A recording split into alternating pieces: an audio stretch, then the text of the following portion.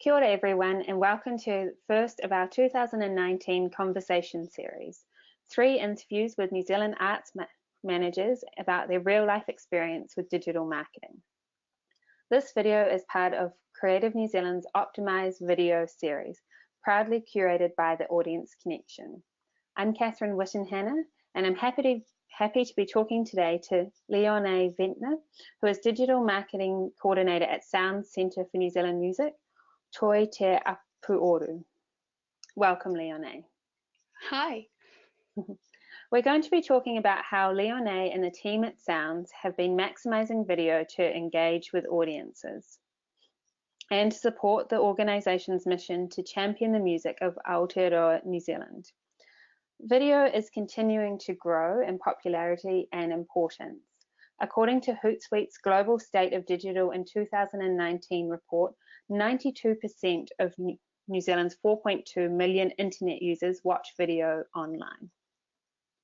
Leone, video has clearly been an important part of your digital marketing strategy at SOUNZ.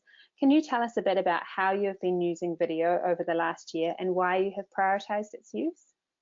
Certainly, Katharine. I think to best answer this question, we have to start with why video and why is video important and why have we decided to prioritize video here at SOUNZ. Now, video is a great way for you to connect with your existing audience, but also to grow your audience and widen your audience reach. We know that users are actively going online each day, searching for new content, and video increases your discoverability. It is also an excellent way for you to build trust and authority in your industry. Now, at SOUNZ, we've used video in a variety of different ways. I'll start with an informational way. We've used video for infographics. We've also used it in a promotional nature for our SOUNZ trailer videos. The bulk of our video content is entertaining in nature, and we're very fortunate to have over 800 SOUNZ films up on our SOUNZ YouTube channel. We've also used it in an educational nature in the form of short how-tos and tutorial type videos. Wow, 800 resound videos is an amazing collection to have. And so when it comes to all this video content, which online channels do you use to distribute it and why have you chosen these? Certainly, we've decided to focus on the two big ones last year, being Facebook and YouTube, and I'll start with Facebook. So Facebook is the third most popular social media platform. We all struggle with organic reach on the platform. There certainly has been a big push towards utilizing more video or making use of video on the platform. We've seen a significant increase in reach and engagement when uploading video, and this has also helped us to get our content seen and stand out more in the newsfeed.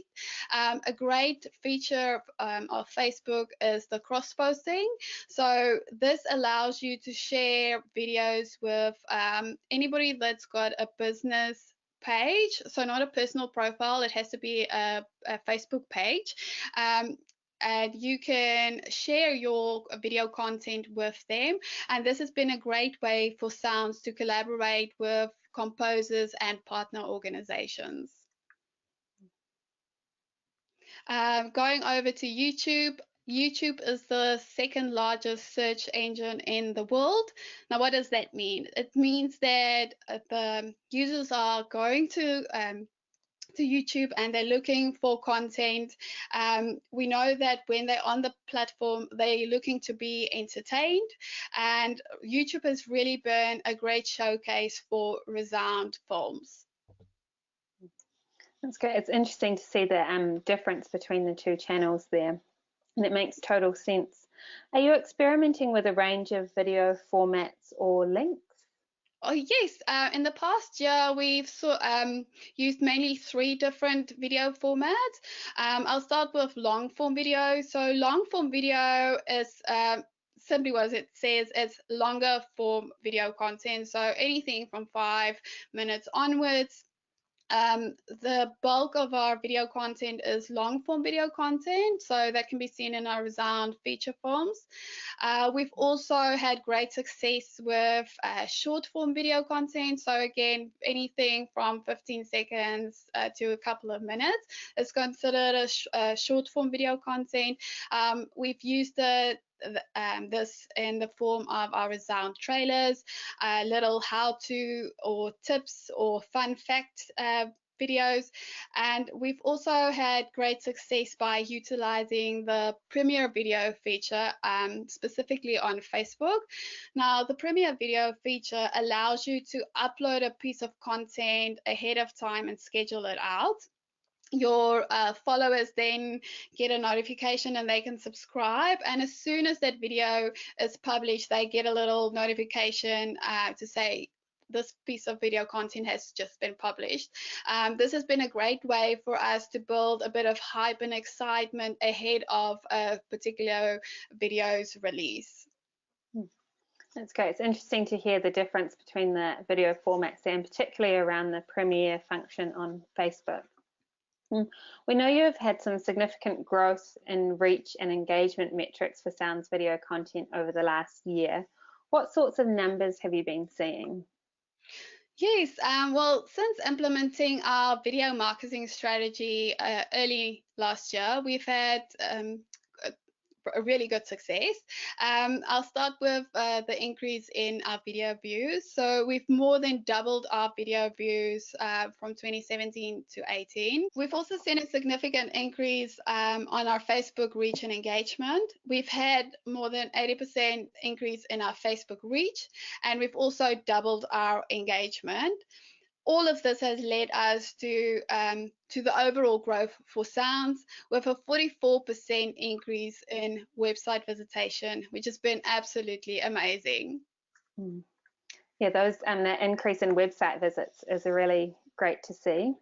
Yep. And these numbers are really impressive across the board. Congratulations. Thank you.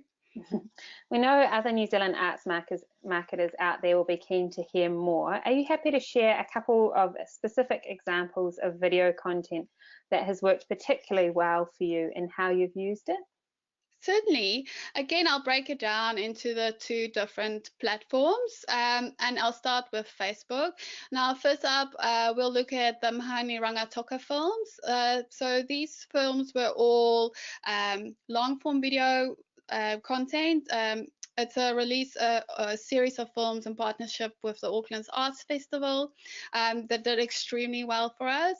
We've also seen that when we upload video content that is more conversational in nature, as per the Glenn Downey and Jake Church example below, we get more engagement on them. And then at the moment, we're noticing that Facebook still favors short form video content more. So our Resound trailers, as per the Simon Eastwood Infinity Mirror example below, have done really well. Moving on to YouTube, it's a bit of a different ball game on there. The platform favors long form video content, or we've seen that our long form video content have performed consistently well over the past year. So definitely more long form content in our video marketing strategy on YouTube. When you the three films on the screen are just some of the top performing films from 2018. Fabulous examples, and I know these will be relevant to others, and particularly interesting to see how the long form video performing well on YouTube. Do you have any words of wisdom for those arts marketers wanting to use video more effectively? What would be your top tips? Certainly, I'd love to share a couple of video marketing tips with the viewers. So to start off with, I would say start with why. So why are you creating the video? What do you want to get out of your videos? Look at your analytics and get to know your audience. So look at video or content that you've created in the past that could possibly be repurposed into video content, or if you have used video content, what sort of what videos did best, and how can you create more of that, or create something similar to that. I always say that you have to create content that you know will resonate with your audience, or not what you think would resonate with your audience. So very important to have a look at the analytics. Hand in hand with that is to have a good strategy for your video. So not only looking at your content strategy, but also to have a good release and promotional strategy around your films, especially when it comes to YouTube.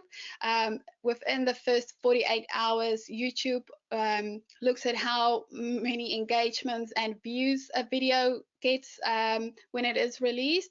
So it's important to try and drive traffic via your social profiles or newsletter to that piece of video content to up the reach and engagement, so that the algorithm will rank it higher.